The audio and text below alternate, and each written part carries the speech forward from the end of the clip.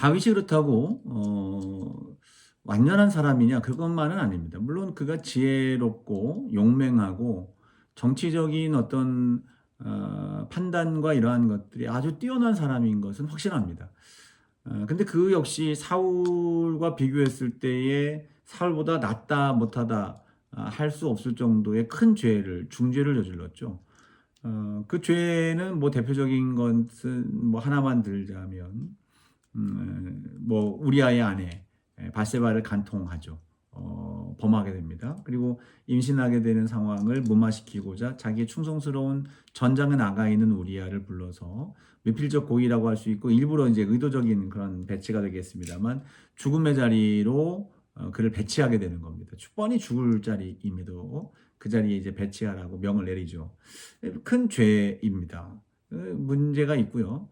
또 가정 안에 있는 자녀들을 제대로 이제 징계나 책망도 하지 않아요. 그래서 가정 안에 문제들이 계속해서 발생을 하죠. 심지어는 압살롬이 이제 반란을 일으키기도 하고 어, 자기의 여동생을 간통을 하기도 하고 또 스스로 다윗이 늙은 노년의 마지막 시기쯤에서 자기 스스로가 이제 왕이 되겠다고 스스로 옹립을 하고 등극을 하게 되는 이런 일들이 이제 나오게 되는데 거기에 대해서 이제 어떤 그들을 책망하거나 그들을 바르게 하는 일들을 소홀하게 합니다. 또 이제 인구조사라든가 여러 가지 몇몇 일들로 인해서 하나님의 마음을 불편하게 하는 일들이 생기게 되죠. 교만한 마음입니다. 근데 사울과 다윗의 큰 차이는 무엇입니까? 다윗은 그럼에도 불구하고 여전히 하나님 안에 있다라는 거예요. 하나님께 죄를 고하고 인정을 하고 용서를 구하는 그리고 하나님의 긍휼을 구하는 모습 속에 있었다라는 겁니다. 이 다윗도 다분히 정치적이고 다분히 이제 감정적인 모습들도 있죠. 나발이라고 하는 사람을 죽이기 위해서 달려갈 때 이 아비가일이 그를 가로막지 않습니까? 뭐 이런 장면도 보면 매우 감정적이고 매우 즉흥적이기도 하고 때로는 또 정치적인 수완도 커요. 또 자기의 책임을 지지 않기 위해서 여러 이제 방법들을 동원하는 장면들. 물론 우리가 신앙적으로 좋게 봐서 그렇지 다윗의 모습을 정치적이라든가 이런 매우 냉정한 눈으로 바라보게 된다면 그 또한 매우 세속적인 사람의 한 면모로 볼 수가 있을 겁니다. 근데 그가 그렇지 않은 이유, 그것이 하나님의 지혜가 되고 하나님의 주시는 용기가 되고 또 하나님의 긍휼을 입을 수 있었던 것은 그가 여전히 하나님 안에 거할 수 있었다라는 거예요. 하나님의 은혜 안에 있어서 하나님이 주시는 지혜로움으로 나라를 다스리고 그 모습들이 이제 군데군데 나오는 겁니다. 하나님의 법궤를 예루살렘 안으로 모셔드리는 그런 과정.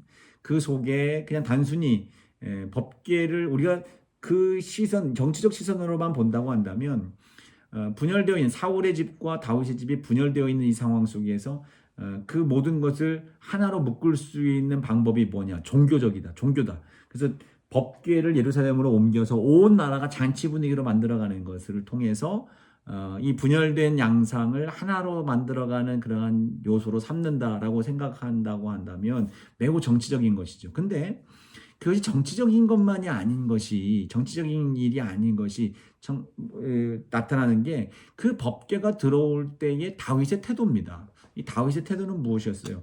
춤을 추면서 이 법궤가 들어오는 것을 기뻐합니다. 근데 이 심지어는 어느 정도까지냐면 바지춤이 내려가는 것까지 알지 못할 정도로. 그래서 그의 아내가 뭐라고 합니까? 그걸 비아냥거리죠. 참 그것이 이 격에 맞지 않는다라고 비아냥거립니다. 그러니까 거기에 대해서 이제 다윗이 내가 춤추고 하는 것들에 대해서 누구도 막을 수 없다라고 하는 그런 표현들을 쓰게 되는 것이죠.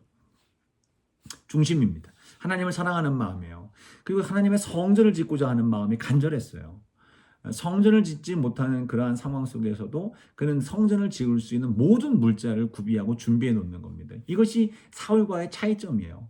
죄를 지었을 때, 죄가 지적됐을 때에 인정했을 때 철저하게 인정하는 겁니다. 하나님 앞에 나아가는 거죠. 그의 중심, 비록 연약하고 미약하고 죄 많은 인간이지만 그럼에도 불구하고 하나님의 긍휼을 구하는 자, 주님 앞에 나아가는 자가 되었다는 것. 이것이 다윗의 장점이었어요. 광야 가운데 있을지라도 하나님을 바라보았고 원수를 갚을 수 있는 그 기회 속에서도 하나님을 의지했습니다. 뭐든지 누구든지 당연히 해야 될 거라고 생각하는 그 자리에 그 다윗은 기도하며 나갔다는 거예요. 외형적으로 그냥 그럴듯한 모습이 아니라 정말로 하나님 안에 있는 사람으로서의 모습으로 나아가고자 하는 부단한 몸부림이 그에게는 있었다라는 거죠. 그것을 하나님께서 인정하신 겁니다. 이것이 이제 다윗이 인정받았고, 또한 다윗의 나라가 하나님의 나라라고 하는 그러한 그 표현이 자연스러울 정도의 그 나라를 이룬 그 왕으로서 인정받은 것이 다윗인데, 그것이 이제 하나님으로 인한 하나님을 사랑함과 주님 안에 있는 자로서의 삶이 그와 같은 길을 만들어 갔다는 겁니다. 솔로몬까지가 이제 단일 왕국인데요. 솔로몬은 처음에는 아주 좋았던 왕입니다. 하나님을 사랑했다라고 열왕기상 3장에는 분명히 얘기합니다. 다윗이 구비해 놓은 물자를 가지고 정성을 다해서 하나님의 성전을 지었고 그 성전의 의미도 제대로 알고 있어요. 성전을 짓고 난 뒤에 솔로몬이 가졌던 하나님 앞에서의 기도의 모습을 여러분 한번 읽어보십시오. 그 말씀, 그 기도의 내용을 보면 이곳에 하나님이 계시겠냐 말이에요. 이 작은 것, 보잘것없는 이 공간에 하나님이 계시냐 말이죠. 하나님은 온 세상을 다스리며 온 자연을 통치하시는 분인데 이곳에 있겠냐 말이죠. 그러나 그럼에도 불구하고 이곳에 나와서 하나님 앞에 부르짖고 찾는 자들에게 하나님 긍휼과 자비를 베풀어 주십시오. 은혜를 베풀어 주십시오라고 하는 골자로 하나님 앞에 이 봉헌 기도를 드리게 되는 겁니다. 매우 귀한 기도, 믿음이 있었던 사람이에요. 지혜로운 사람이고 하나님의 은혜를 입어서 말이죠. 하나님을 사랑했던 사람이었어요. 근데 그에게 문제가 생긴 것이 있죠. 그가 점점 그의 어떤 있는 풍성함과 부유함으로 인해서 그가 하나님을 떠나가는 그러한 일이 생기게 되는 겁니다. 주변 국가의 정치적인 어떤 목적을 가지고 주변 나라의 딸들과 결혼을 통해서 이 우상에 들어오는 빌미를 만들어 주게 됩니다. 솔로몬의 번성함과 그 지혜로움이 있음에도 불구하고 하나님을 따르지 아니하는 자의 범죄가 얼마나 무서운지, 이 솔로몬의 이 범죄로 말미암아 나라가 갈라질 것에 대한 예고를 받게 되죠. 자, 오늘은 이 정도까지 좀 맞춰야 되겠어요. 자, 과제를 한 주 땡기겠습니다. 한 텀 땡기겠습니다.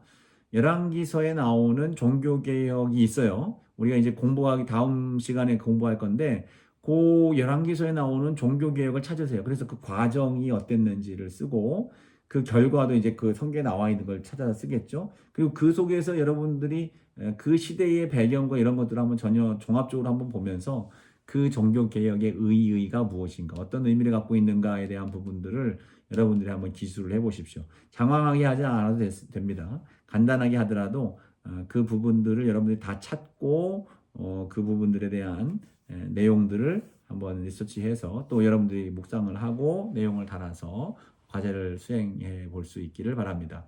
자, 이거 다음 시간에 제출하는 겁니다. 이번 한 주간 땡겨서 다음 시간에 제출하는 거. 그래서 한 텀을 더 갖고 이제 우리가 또 마지막 기말 이제 평가에 대한 이제 리포트를 이제 낼 수 있도록 이렇게 진행을 하도록 하겠습니다. 오늘도 수고하셨고요. 시간에 좀 이렇게 약간 좀 촉박하게 쫓기다 보니까 부분들 좀 짚어야 될 부분들을 제대로 못 짚고 넘어간 부분도 없잖아 있습니다. 다만 이제 이런 부분들을 이 시간에 구약계로운 시간에 목적하는 바는 바로 그겁니다. 뭐 전 구약계로운 시간에 조금 학문적인 4년 전쯤 됐죠. 학문적인 부분들을 좀 이렇게 짚었다고 한다면 이번에는 조금 전체적인 맥락을 좀 이야기의 흐름을 여러분들이 한번 이해할 수 있는 시간으로 삼는 것이 좋겠다 싶어서 그냥 이야기하듯이 쭉 나가고 있는 거예요. 물론 우리 교재에서도 그런 부분들을 참고해서 그렇게 쭉 흐름 따라서 크게 이제 신학적인 접근이라기보다도 그 책 성경이 갖고 있는 내용, 주제 뭐 이런 부분들 중심으로 좀 기술이 되고 있습니다. 그래서 그런 부분으로 여러분 이번 성경 전체가 어떤 맥락과 흐름으로 구약이 흘러가고 있는지에 대한 부분들을 이야기식으로 쭉 한번 훑어 점검하는 것으로 여기는 시간이 되었으면 좋겠습니다. 물론 그것이 또한 구약개론의 한 과제입니다. 자, 수고하셨습니다. 제가 잠깐 기도하겠습니다. 하나님 고맙습니다. 저희들을 사랑하셔서 부름받은 자들로 세워주시고 여러 모양 여러 자리에서 주님을 섬기며 형제를 섬기며 이웃을 섬기게 하여 주심을 감사합니다. 우리를 통해서 하나님 큰 역사 이루어 주시고 우리를 통해서 주의 말씀이 확산되게 하시고 우리를 통해서 주의 복음이 증거되어지는, 그래서 주님의 나라가 이루어지며 주의 뜻이 이루어지는 은혜로운 역사를 행하여 주시옵소서. 공부합니다. 즐겁게 하여 주시고 성경을 가까이 하게 하시며 공부하는 것이 기쁨이 되게 도와주셔서 하나님, 우리가 더 주님의 그 아름다운 사명과 일들을 감당할 수 있는 말씀의 사람, 또한 귀한 사명자로 설 수 있도록 우리를 다스려 주시고 우리에게 공부의 기쁨과 즐거움을 허락하여 주옵소서. 모든 것 주님께 맡깁니다. 주님이 이루실 아름다운 역사를 기대합니다. 우리에게 행하실 주의 뜻, 주의 행하심 소망하고 기대합니다. 예수님 이름으로 기도합니다. 아멘. 수고하셨습니다.